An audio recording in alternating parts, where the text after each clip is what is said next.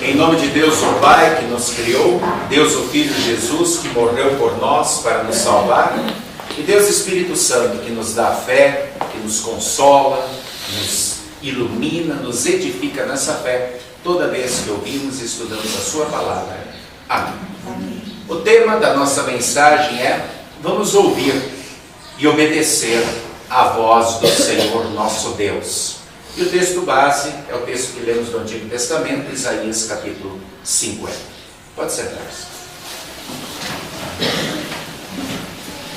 Queridos irmãos e irmãs em Cristo Jesus, o texto escrito pelo profeta Isaías foi escrito mais ou menos no ano 700 antes de Cristo, e o panorama que cercava o profeta, o panorama histórico da época, era de dar dó. O povo sofria, o povo passava fome, o povo se via cercado por inimigos de todos os lados. Várias e várias cidades de Israel haviam sido tomadas, e a grande maioria a maior parte do povo estava ali se escondendo na capital, em Jerusalém. E para lá também traziam os doentes, os feridos, os pobres, e a comida estava escassa. E se viu em aperto porque os inimigos estavam chegando cada vez mais perto.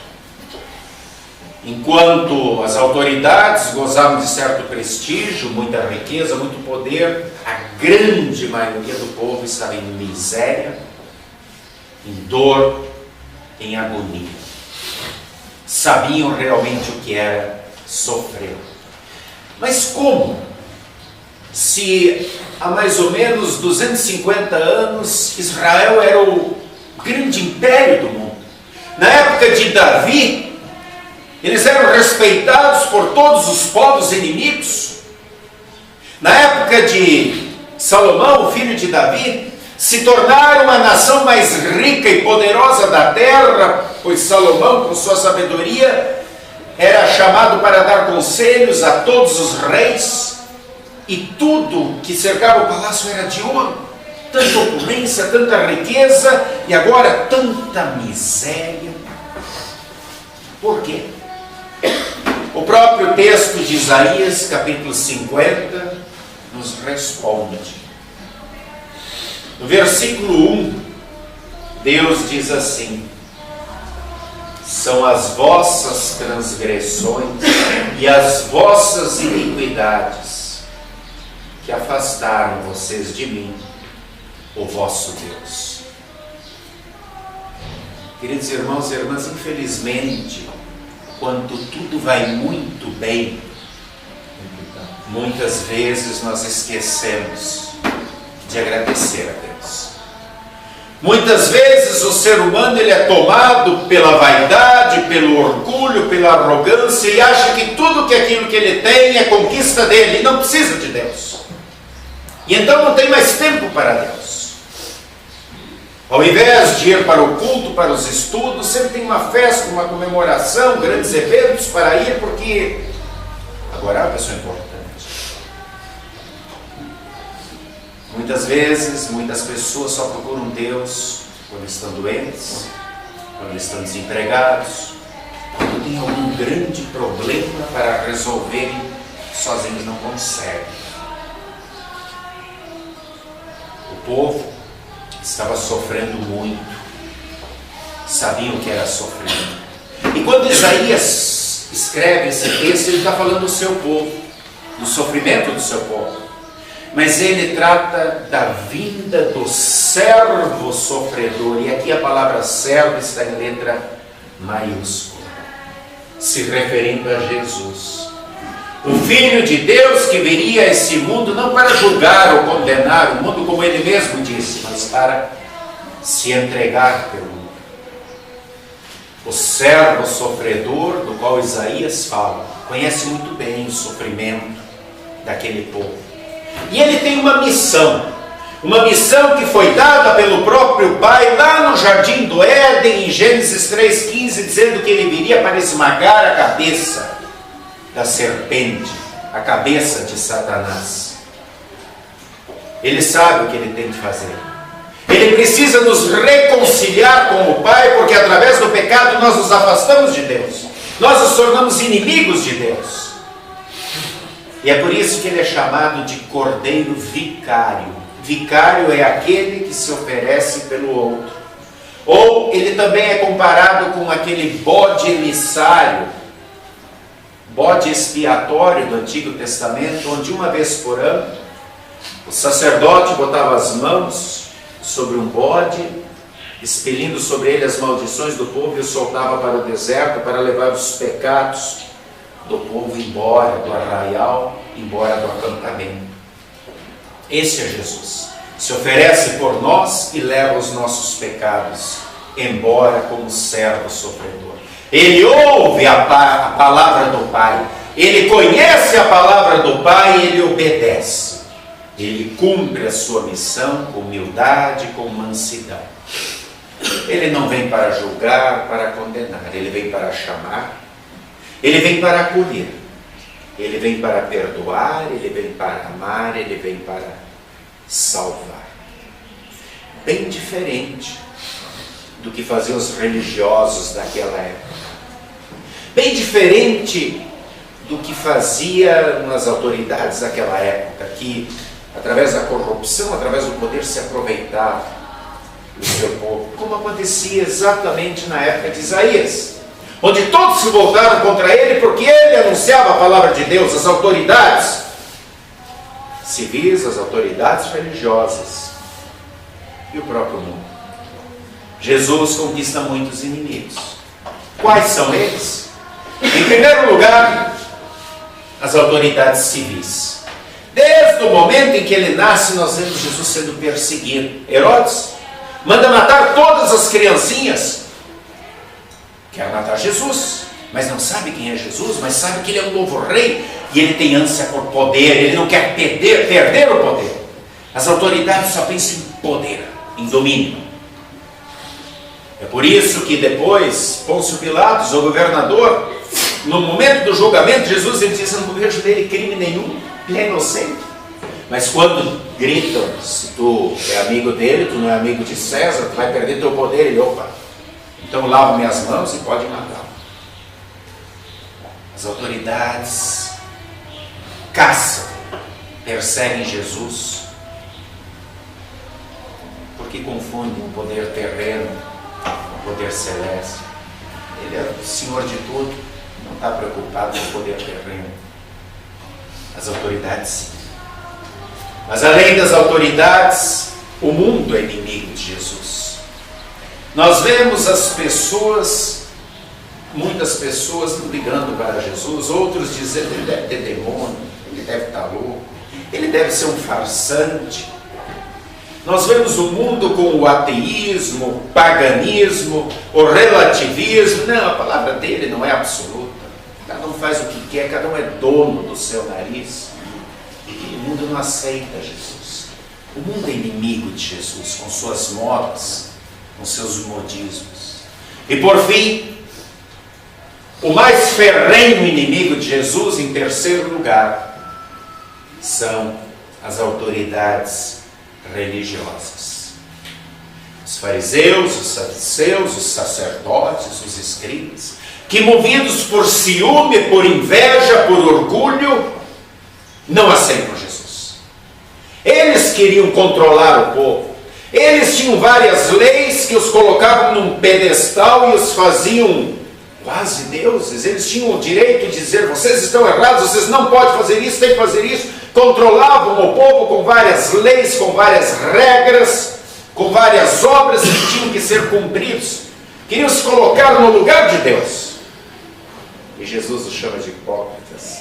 Jesus diz: cuidado, com a medida que vocês estão julgando e condenando os outros, vocês serão julgados, vocês serão condenados. Jesus não vem julgar, Jesus vem chamar. Jesus não vem afastar, recriminar, Jesus vem acolher. Jesus não vem condenar, Jesus vem amar e perdoar. E eles não podem aceitar isso. No versículo 8 do nosso texto, o profeta Isaías, falando por ele, que era tão perseguido, falando pelo servo sofredor, diz: Deus é quem me justifica. Quem pode contender comigo? Quem pode discutir comigo, acusar, condenar? Se é Deus quem me justifica, quem me perdoa, quem me dá justiça, eu presto contas a Deus, não é a vocês. Autoridades civis, mundo, autoridades religiosas. Que declaração! Lembram de Lutero? Que foi perseguido também na sua época pelas autoridades civis, pelo mundo que não queria saber absolutamente de nada com respeito a Deus, pensava apenas em revoltar-se com os poderosos, por isso surge a revolta dos camponeses, aproveitando aquele momento. Perseguido pelas autoridades religiosas, o que Lutero diz diante dos emissários do Papa, diante dos emissários do Imperador? Não é lícito, não é certo, não é correto um homem agir contra a sua consciência ou contra Deus. Se vocês não provarem pela Bíblia que eu estou errado, eu não posso de outra maneira. Que Deus me ajude, amém. Virou as costas e foi embora. A mesma declaração, com outras palavras de Isaías e de Jesus: se é Deus quem me justifica, me torna justo, quem pode me condenar, discutir? Quem pode me acusar? Ninguém. Eu devo satisfação a Ele. O texto fala de sofrimento, fala de surra, fala de cuspidas, fala de acusações, e também diz que o servo, o sofredor, não se sente envergonhado. Jesus apanhou, Jesus levou chicotadas, cuspidas, socos, foi crucificado numa cruz, mas em momento nenhum teve vergonha do que ele fez por nós. Porque ele dizia o tempo todo: eu não sou deste mundo, como vocês também não são. Tenham sempre isso em mente. Nada poderia atrapalhar a sua missão. No versículo 5, o profeta Isaías, falando pelo servo sofredor, diz: o Senhor Deus me abriu os ouvidos e eu não fui rebelde a Ele, e eu não me retraí. Ou seja, Ele me deu coragem, eu me firmei na sua palavra. Nada poderia desviar Jesus do seu objetivo, do seu alvo, que era morrer pelos nossos pecados, porque ele ouvia Deus, ele seguia a palavra de Deus. E ele não estava sozinho. O próprio Deus diz no versículo 2 do nosso texto: por acaso se encolheu a minha mão? Acaso eu não tenho mais poder para remir? Já não tenho força para livrar vocês? Deus sempre é absoluto. Deus sempre está no controle. Precisamos olhar sempre para Ele e não tentar por forças próprias conquistar. Queridos irmãos e irmãs, os inimigos de Isaías foram os mesmos de Jesus. Os inimigos de Jesus foram os mesmos que perseguiram o apóstolo Paulo. Os inimigos que perseguiram o apóstolo Paulo foram os mesmos que perseguiram Lutero. Quais são os inimigos de Cristo, da igreja cristã hoje? São os mesmos. As autoridades que só pensam no poder, na ganância, vivem em meio à corrupção, não ligando para Deus, e massacrando e explorando o povo, criando leis que são uma oposição ferrenha ao que Deus ensina. O aborto é contra a vida. Essa lei que foi criada no início do ano sobre a questão de gênero, onde quando uma criança nasce você não pode mais colocar sexo masculino ou feminino. E aí vem o grande defensor das autoridades, John Williams, que diz assim: uma criança com 10 ou 12 anos vai decidir se ela quer ser do gênero masculino ou feminino. E ao mesmo tempo diz que e ainda pode fazer uma cirurgia paga pelo SUS para mudança de sexo. mas ao mesmo tempo diz que uma criança de 10 ou 12 anos não responde por seus atos criminais porque é incapaz para isso. Essas são nossas autoridades. Não respeitam a Bíblia. Dizem que tudo é relativo, cada um tem a sua verdade. Deus não opina. E o mundo também continua inimigo de Deus com seus modismos, onde tenta afastar as pessoas de Deus com suas filosofias, com seu ateísmo, onde diz: eu não posso acreditar na criação do mundo em 6 dias. Não posso acreditar em algumas partes da Bíblia que são fantasia. Eu prefiro acreditar numa evolução das espécies, numa explosão de uma bola de fogo. E as autoridades religiosas também continuam se constituindo os grandes inimigos de Jesus hoje, querendo que as pessoas obedeçam leis, regras, normas, e com seus julgamentos dizem: não pode, deve, não pode, deve, cuidado com os escândalos, sempre se colocando num patamar mais alto que as demais pessoas, com o intuito de julgar e condenar. Nada mudou. Jesus continua amando. Jesus continua perdoando. Jesus continua chamando. Jesus continua falando com autoridade de Senhor e de Salvador. E por isso, como fiéis seguidores de Jesus, nós também respondemos aos inimigos da fé. O versículo 8, como Isaías fez, como Jesus fez, como Lutero fez: é o Senhor quem me justifica. Ninguém pode contender comigo, discutir ou me acusar. Eu devo prestar contas a Deus. E quando nós temos essa convicção e vivemos nessa convicção de fé, então nós nos alegramos muito com as palavras que Jesus tem a nos dizer em João 16:33, onde está escrito: essas coisas, porque no mundo passais por aflições, mas tende bom ânimo, eu já venci o mundo. E quando temos este consolo, nós podemos dizer com o apóstolo Paulo em Filipenses 4:13: tudo posso naquele que me fortalece. Sempre ouvindo as palavras de Jesus nos momentos mais difíceis, que diz em Mateus 11:28: vinde a mim, todos que estáis cansados, todos que estáis sobrecarregados, e eu vos aliviarei. Com a certeza da garantia que ele dá em Mateus 28:20: e eis que estou convosco todos os dias até a consumação dos séculos. Querido irmão, querida irmã, a quem estamos ouvindo? Quem quer nos desestruturar, atacar, acusar e destruir? Ou a quem nos ama, perdoa, justifica e salva? Você vive no medo dos julgamentos, do controle, dos que se acham melhores que você? Ou você vive no consolo da esperança e do perdão que o Senhor te dá? A essas pessoas, a essas autoridades, esses poderes que continuam inimigos da fé, o texto de Isaías ainda tem uma palavra.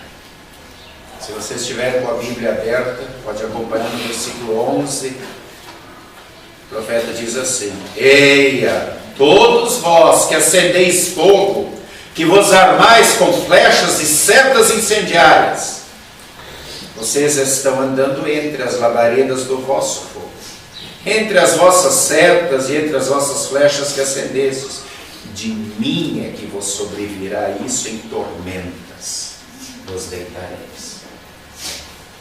Um dia, todos aqueles que atacam Jesus, que são inimigos da fé cristã, terão que prestar contas a Ele. Enquanto isso, continuemos vivendo na liberdade que Cristo nos dá, ouvindo, seguindo e obedecendo a voz do servo sofredor, que se fez Senhor e Salvador, que continua cuidando de nós, nos momentos mais difíceis, que continua se alegrando conosco nos momentos mais alegres, mas que promete sempre estar conosco e que quer que permaneçamos firmes nele e na sua palavra até o fim. Não podemos de outra forma. Que assim seja. Que Deus nos ajude. Amém. E a paz de Deus, que excede o entendimento humano, guarde nossos corações e mentes em Cristo Jesus para a vida eterna. Amém.